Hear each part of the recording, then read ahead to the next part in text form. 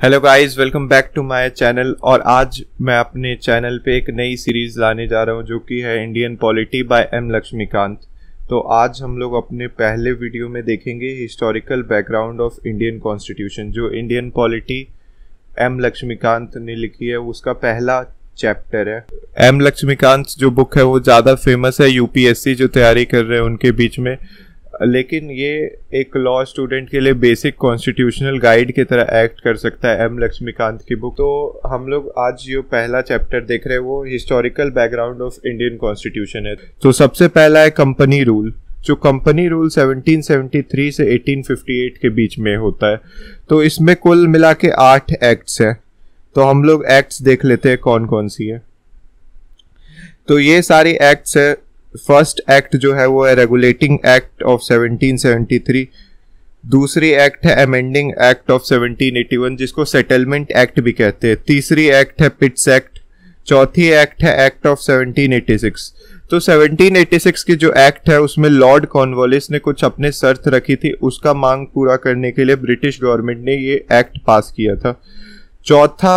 पांचवा एक्ट है charter act of 1793। छठा है चार्टर एक्ट ऑफ 1813। सातवां है चार्टर एक्ट ऑफ 1833 और जो आखिरी है वो है चार्टर एक्ट ऑफ 1853। तो ये कुछ एक्ट है जो कंपनी रूल के अंडर पास की गई थी। तो हम लोग एक एक कर डीप में विश्लेषण करने वाले हैं। तो रेगुलेटिंग एक्ट जो है वो 1773 में आया था। तो रेगुलेटिंग एक्ट की मदद से ब्रिटिश गवर्नमेंट ने कंट्रोल करने के लिए पहली बार कोशिश की थी affairs of east India company. तो ये पहला स्टेप था जो ब्रिटिश गवर्नमेंट ने लिया था, control and regulate the affairs of east India company in India. ये पहला कदम था उनकी तरफ से कि एक कंट्रोल लाया जाए। तो ये कंट्रोल कैसे लाया जाए, तो इसमें पॉलिटिकल और एडमिनिस्ट्रेटिव फंक्शन है जो कंपनी के बताए गए थे। फिर ये जो सेंट्रल एडमिनिस्ट्रेशन का पहला लेट डाउन जो किया था वो रेगुलेटिंग एक्ट में ही किया गया था। तो अब हम लोग देखेंगे रेगुलेटिंग एक्ट के फीचर्स को। तो रेगुलेटिंग एक्ट का पहला फीचर है कि इसने जो गवर्नर ऑफ बंगाल को गवर्नर जनरल ऑफ बंगाल का दर्जा दिया और उसके अंदर एग्जीक्यूटिव काउंसिल ऑफ 4 मेंबर बनाया जो उसको असिस्ट करेंगे। दूसरा है governor of Bombay and Madras provinces was made subordinate to the governor general of Bengal. तो बॉम्बे और मद्रास प्रोविंसेस के जो गवर्नर थे उनको सब ऑर्डिनेट बना दिया गया था बंगाल के गवर्नर जनरल के। तो यहाँ पे फर्स्ट जो हमारे गवर्नर जनरल थे जो बंगाल के थे वो लॉर्ड वेरन हेस्टिंग्स थे। अब थर्ड जो फीचर था कि इसने सुप्रीम कोर्ट जो है वो कलकत्ता में स्टैब्लिश किया जिसमें एक चीफ जस्टिस और 3 अदर जजेस होते थे। चौथा है कि इसने कंपनी के सर्वेंट को ब्राइब लेने से, नेटिव से ब्राइब लेने से प्रोहिबिट कर दिया और उनके साथ वो कोई भी ट्रेड नहीं कर सकते थे। तो पांचवा है कि इसने स्ट्रेंथन किया जो ब्रिटिश गवर्नमेंट का कंट्रोल था कंपनी पे by requiring the court of director to report on its revenue on civil and military matters. तो ये इसका 5 फीचर थे इस एक्ट के। तो अब हम लोग देखेंगे amending act of 1781। Amending act 1781 जिसको सेटलमेंट एक्ट भी कहते हैं। तो सेटलमेंट एक्ट के हम लोग फीचर्स को देख लेते हैं। तो सबसे पहला फीचर जो इसमें लाया गया था, इसने एग्जेम्प्ट कर दिया था जीजी गवर्नर जनरल को और उसके सर्वेंट्स को सुप्रीम कोर्ट के जुरिस्डिक्शन से। अगर वो कोई भी एक्ट ऑफिशियल कैपेसिटी में करते हैं तो वो सुप्रीम कोर्ट के जुरिस्डिक्शन से बाहर है। ये जो कदम उठाया गया था ये कन्फ्लिक्ट जो गवर्नर जनरल के डिसीजन मेकिंग और सुप्रीम कोर्ट के डिसीजन मेकिंग में आ रही थी उसको देखते हुए ब्रिटिश गवर्नमेंट ने ये डिसीजन उठाया था। तो दूसरा है कि इसमें रिवेन्यू मैटर्स, जितने भी तरह के रिवेन्यू मैटर हुआ करते थे उसको जुरिस्डिक्शन से हटा दिया गया सुप्रीम कोर्ट के। तीसरा है कि it provided that supreme court shall have jurisdiction over all inhabitants of Calcutta. It also required that the court to administer personal law of the defendant। Personal law से यहाँ पे मतलब है कि जो भी पर्सनल लॉ इन्वॉल्व है, जैसे हिंदू लॉ, मुस्लिम लॉ, अगर ये इन्वॉल्व है तो उसी तरह उनके पर्सनल लॉ जो भी डिफेंडेंट होते हैं उनके पर्सनल लॉ से एडमिनिस्टर किया जाए कि उनको क्या सज़ा मिलनी चाहिए। ये था थर्ड पॉइंट। तो चौथा पॉइंट है कि appeal from provincial court could be taken to governor general in council and not to supreme court. Supreme court का बहुत ही बुरी तरीके से जुरिस्डिक्शन हटाने की कोशिश की गई थी सेटलमेंट एक्ट से, क्योंकि जो जीजी और सुप्रीम कोर्ट का कन्फ्लिक्ट था उसको देखते हुए ये ब्रिटिश गवर्नमेंट ने कोशिश की थी कि दोनों स्मूथ फंक्शनिंग कर सके और दोनों के फंक्शनिंग में कोई भी कन्फ्लिक्ट ना आए, इसलिए कुछ दोनों को एक दूसरे से एग्जेम्प्ट कर दिया था। तो it empowered GGIC governor general in council to frame regulation for provincial courts and council. तो ये पांचवा पॉइंट था। प्रोविंशियल कोर्ट के लिए governor general in council regulation frame कर सकते थे। अब हम लोग देखेंगे पिट्स इंडिया एक्ट जो कि 1784 में आया था। तो पिट्स इंडिया एक्ट का अब क्या महत्व है ये हम लोग जान लेते, क्या उसके फीचर्स थे। तो सबसे पहला फीचर्स है कि it distinguish between the commercial and political function of the company. तो सबसे पहला इसने डिस्टिंग्विशन कर दिया कि क्या कमर्शियल फीचर्स होंगे कंपनी के और क्या पॉलिटिकल फीचर्स होंगे। तो इससे बहुत ही बेनिफिट मिली। तो दूसरा था कि इसने कोर्ट ऑफ डायरेक्टर को अलाउ किया कि मैनेज कर सके कंपनी के कमर्शियल अफेयर्स को। कोर्ट ऑफ डायरेक्टर क्या होता है? कोर्ट ऑफ डायरेक्टर एक कंपनी जो ईस्ट इंडिया कंपनी है उसकी कंट्रोलिंग बोर्ड होती है। जैसे एक कंपनीज एक्ट में बोर्ड ऑफ डायरेक्टर्स होते हैं, उसी तरह ये ईस्ट इंडिया कंपनी एक कंपनी थी तो उसको मैनेज करने के लिए कोर्ट ऑफ डायरेक्टर होता है। जैसे एक कंपनी में डायरेक्टर का रोल है, वैसे ही कोर्ट ऑफ डायरेक्टर एक पैनल होता था जो डिसीजन लेता था कंपनी के मैटर के लिए। तो अब जो इस एक्ट पिट्स इंडिया एक्ट ने किया था कि कोर्ट ऑफ डायरेक्टर को बोला था कि वो कमर्शियल अफेयर्स को मैनेज करेंगे, लेकिन बोर्ड ऑफ कंट्रोल एक नया बॉडी क्रिएट किया गया था इसमें, बोर्ड ऑफ कंट्रोल, जो कि पॉलिटिकल अफेयर्स को देखेगा। तो इससे एक डुअल गवर्नमेंट सिस्टम क्रिएट होता है। डुअल गवर्नमेंट सिस्टम जहाँ पे भी होता है वहाँ पे बहुत सारा कन्फ्लिक्ट्स होता है, बहुत ही जो भी फंक्शनिंग होती है गवर्नमेंट की वो स्मूथ नहीं हो पाती है डुअल गवर्नमेंट के कारण। ये इसका एक क्रिटिसिज्म है। तो तीसरा पॉइंट जो है अब हम लोग देखेंगे वो है कि इसने बोर्ड ऑफ कंट्रोल को ये सुपरवाइज करने और डायरेक्ट करने के लिए पावर दिया गया था जो भी सिविल और मिलिट्री है, गवर्नमेंट और revenue of British positions in India. तो इसने ब्रिटिश पोजीशंस क्या हैं, अब हम लोग ये जान लेते हैं कि ब्रिटिश पोजीशंस क्या होते हैं। तो ये एक्ट के थ्रू, पिट्स इंडिया एक्ट के थ्रू फर्स्ट टाइम जो है ब्रिटिशर्स ने ये कहा था कि उनका ये जो भी पोजेस करते हैं कंपनी के थ्रू वो उनका खुद का पोजीशन है, और उसको उन्होंने नाम दिया था ब्रिटिश पोजीशन इन इंडिया।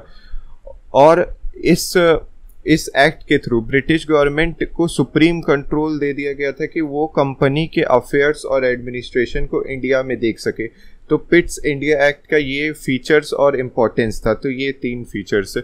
तो अब हम लोग देखेंगे 1786 का एक्ट ऑफ 1876 जो कि लॉर्ड कॉर्नवालिस के कहने पे आया था। लॉर्ड कॉर्नवालिस ने देखा था कि जो वॉरेन हेस्टिंग का क्या हाल हुआ था, उनको सजा सुना दी गई थी, तो उन्होंने कुछ मांग रखी थी कि ये होना चाहिए जिसके कारण वो इंडिया में अपना position governor general in council का लेंगे और वो यहाँ पे आके गवर्नर की तरह एक्ट करेंगे। तो पहला था कि he should be given power to override the decision of his council in special cases.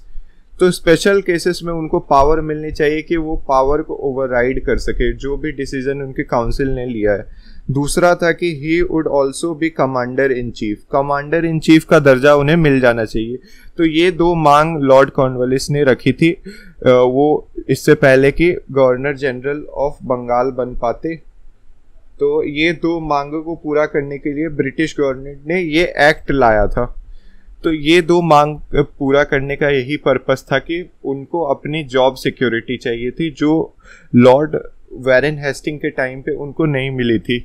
उनके साथ उनको लगा था कि अगर मेरे पास ये 2 एडिशनल फीचर होगा एज अ गवर्नर, तो मैं बेटर रूल कर पाऊंगा और बेटर डिसीजन ले पाऊंगा।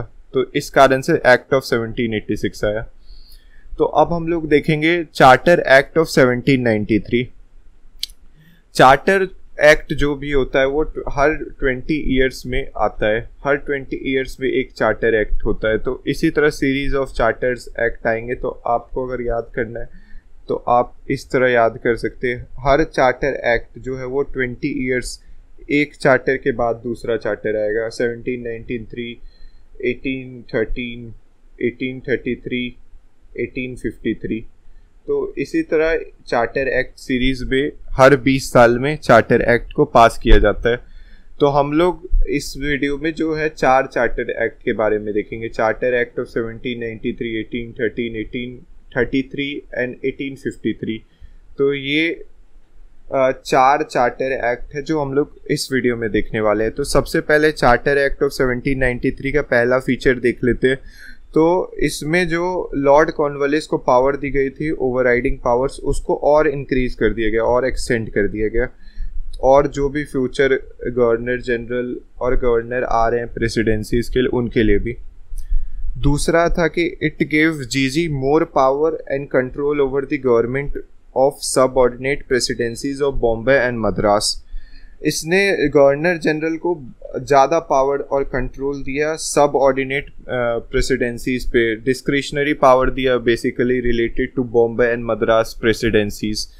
तो थर्ड पॉइंट जो हम लोग इसका देखते हैं, थर्ड पॉइंट है कि it provided that commander in chief was not to be a member of GGIC unless he was appointed. तो एक्ट ऑफ 1786 में कॉर्नवालिस ने ये कहा था कि गवर्नर जनरल इन काउंसिल जो होंगे वो कमांडर इन चीफ होंगे, तो उसको हटा दिया गया था। तो ये कहते हुए कि it provided that commander in chief was not to be a member of GGIC unless he is appointed. तो चौथा पॉइंट है कि board of control and their staff paid from Indian revenues.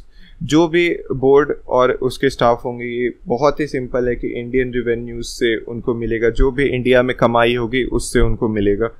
और ये ब्रिटिश गवर्नमेंट के monopoly को 20 years के लिए और एक्सटेंड किया। जैसे कि मैंने बताया था कि 20 ईयर्स, हर 20 ईयर्स में एक चार्टर आता है और उससे वो ट्रेड मोनोपोली इंडिया में इस्टेब्लिश करते हैं। तो अब हम लोग दूसरा चार्टर देखेंगे, चार्टर एक्ट ऑफ 1813। तो चार्टर एक्ट ऑफ 1813 का सबसे पहला इंपॉर्टेंस है कि इसने ट्रेड मोनोपोली को हटा दिया गया था जो कंपनी का चल रहा था। लेकिन कुछ कुछ जगहों पे ट्रेड मोनोपोली अभी भी जैसे बरकरार था, जैसे कि ट्रेड इन टी और चाइना के साथ जो भी ट्रेड होता था वहाँ पे ट्रेड मोनोपोली अभी भी बरकरार था। तो दूसरा पॉइंट है कि it's asserted sovereignty of British crown over the company's territory of India. इसने सोवरेनिटी इंक्रीज किया, asserted sovereignty of British crown over the company's territory of India. जो ब्रिटिश क्राउन की सोवरेनिटी थी, जहाँ पे कंपनी का रूल था वहाँ पे ब्रिटिश क्राउन का गवर्नेंस चलेगा, वहाँ पे ब्रिटिश गवर्नमेंट की बात मानी जाएगी, ना कि इंडियन रूल अप्लाई होगा। तो ये एक और ब्रिटिश का ये चाल था जिससे वो अपना पैर फैला रहे थे इंडिया में। तीसरा पॉइंट है कि it allowed Christian missionaries to come to India for the purpose of enlightening the people. तो इस पीरियड में भी हम लोग कह सकते हैं जो एनलाइटनमेंट का प्रक्रिया शुरू हुआ, जैसे वेस्टर्न फिलॉसफी फैलना शुरू हुआ, चार्टर एक्ट 1813 के बाद ही शुरू हुआ, क्योंकि इसने क्रिश्चियन मिशनरीज को इंडिया में आने के लिए कहा और उनको अलाउ कर दिया और उनको कह दिया गया कि आप एनलाइटन कर सकते हैं भारत के लोगों को। चौथा पॉइंट भी यही है कि it provided spread of western education amongst the inhabitants of British territories in India. तो अगर किसी भी स्टेज से अगर बोला जाए फिलॉसफी किस स्टेज से स्टार्ट हुई, वेस्टर्न फिलॉसफी या वेस्टर्न एजुकेशन, तो 1813 जो चार्टर है उसका बहुत इंपॉर्टेंट रोल आता है। फिफ्थ पॉइंट है कि it authorise the local government in India to impose taxes on persons and punish them for non payment. तो इसलिए लोकल गवर्नमेंट को भी एम्पावर दिया जो इंडियन गवर्नमेंट थी कि आप टैक्सेस लगा सकते हैं लोगों पर, और जो लोग टैक्स को पे नहीं करते उनको पनिश भी करने का पूरा ऑथोरिटी के साथ इन्हें ये पावर दिया।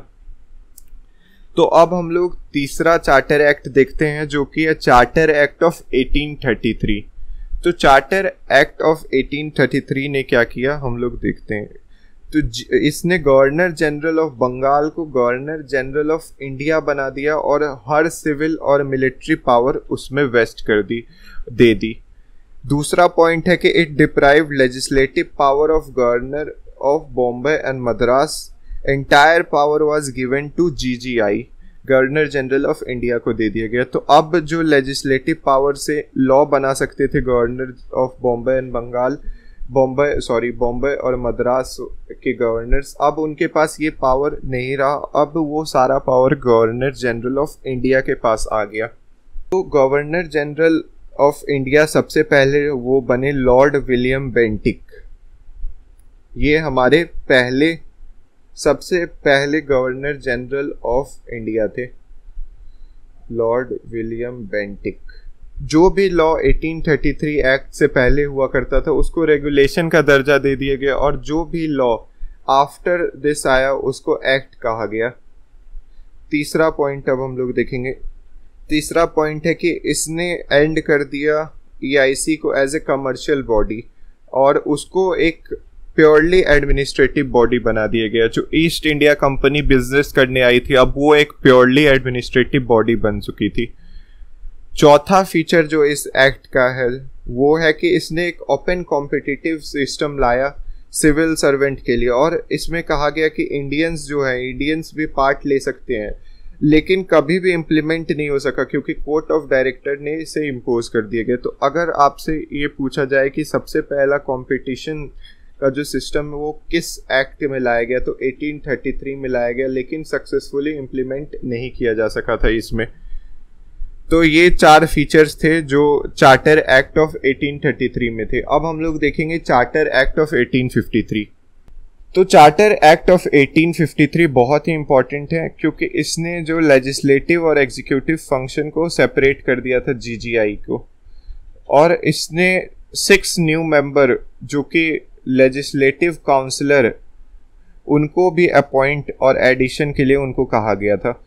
और it establish separate legislative council which function as mini parliament adopting same procedure as British parliament also known as Indian legislative council.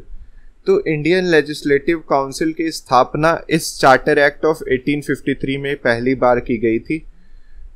दूसरा पॉइंट है कि it introduce open competitive system. जो चार्टर एक्ट ऑफ 1833 में fail हो गया था वो charter act of 1853 में इंट्रोड्यूस किया गया। Open competitive system of selection and recruitment of civil servants, covenanted civil services was open to Indian also. Covenanted civil services का मतलब होता है कि हाईली रैंक सिविल सर्विसेज जो होते थे उनको कोविनेंटेड सिविल सर्विसेज कहा जाता था, और वो इंडियंस के लिए भी अब ओपन हो चुका था। और इसी के साथ मैकुले कमेटी को भी अपॉइंट किया गया था 1854 में इसी का रिपोर्ट बनाने के लिए कि क्या प्रोसीजर होंगे। तीसरा पॉइंट था कि इसने कंपनी के रूल को एक्सटेंड किया था and allowed it to retain the position of Indian territories on trust for the British crown. लेकिन इसमें कोई भी पीरियड नहीं बताया गया था, कोई भी स्पेसिफिक पीरियड नहीं बताया गया था, जो कि क्लियर इंडिकेशन था कि ब्रिटिश रूल कभी भी इंडिया से खत्म हो सकता है।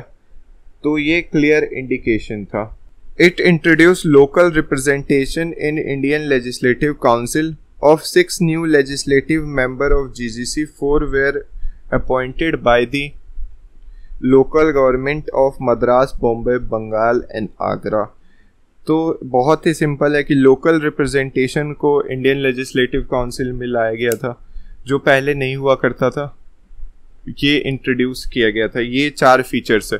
तो अब हम लोग नेक्स्ट वीडियो में देखेंगे क्राउन रूल के बारे में, जो कि स्टार्ट होता है 1858 से 1947, जब तक भारत आज़ाद नहीं हो जाता है। तो ये वीडियो देखने के लिए thank you. I hope you liked it. और अगर अच्छा लगा हो या कोई भी डाउट हो तो आप कमेंट कर सकते हो, और नीचे मेरे डिस्क्रिप्शन बॉक्स में मुझसे कांटेक्ट करने की लिंक दी हुई है।